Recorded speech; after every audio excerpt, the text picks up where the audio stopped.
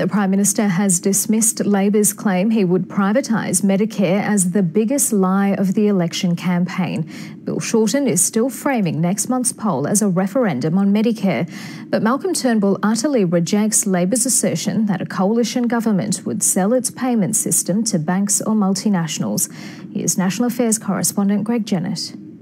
Well, we're working very closely together. Congestion might grind Sydney's sprawling west to a regular halt. It can't stop a campaigning Prime Minister. Malcolm Turnbull got through his flu-ridden promise of a better planned city, but health cannot be ignored. I am making a solemn commitment. Not when he's going blow for blow on Medicare. Medicare will never, ever be privatised. No one believes you, Malcolm. This is a shocking scare campaign. It shows the desperation of the Labor Party. Mr Turnbull set up a privatisation task force. They will never be satisfied until they dismantle Medicare. This is the biggest lie of the campaign. It is extraordinary. Bill Shorten's now defining this election as a referendum on Medicare, but his evidence on privatisation is slim. That's a pretty lie. And met by flat denials at every turn. It is a core government service. It will never be sold. If the coalition can't shut out Labor's Medicare offensive,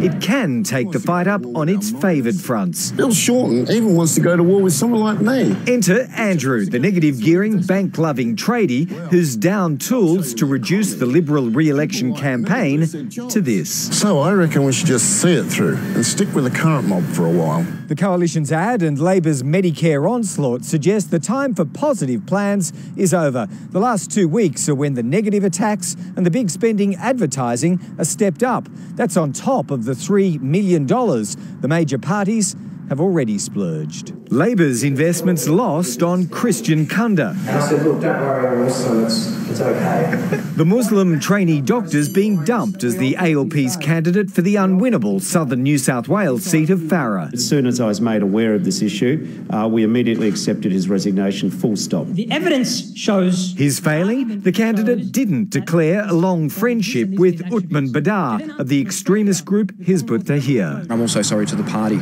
especially to the local branch members here who have supported me for the last few weeks. Labor doesn't question his faith, just his honesty. Greg Jennett, ABC News, Canberra.